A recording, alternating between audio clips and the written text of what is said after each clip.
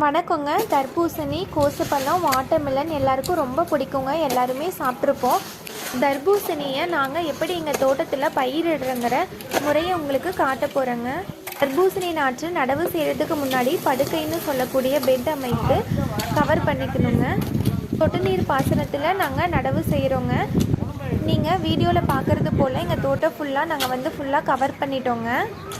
இனி தர்பூசணி நாற்று தயாரானதும் நடவு செய்ய வேண்டியது தாங்க. வேலையாட்கள் காலையில் 9 மணிக்கு வந்துட்டு சாயந்தரம் 5 மணிக்கு கிளம்பிட்டாங்க. 10 பேர் வந்தாங்க. ஒவ்வொருத்தருக்கும் 900 ரூபாய் வீதம் 10 பேருக்கு 9000 ரூபாய் கொடுத்தோங்க. நாங்கள் எங்கள் ஊரில் தர்பூசணி, வாட்டர்மெலனை கோசக்காய்னு சொல்லுவோம். நீங்கள் என்னென்னு சொல்வீங்கன்னு கமெண்ட் பண்ணுங்கள். உங்களுக்கு பிடிக்குமான்னு சொல்லுங்கள். எங்க வேஸ்ட் சாரி கிளம்புதாங்க.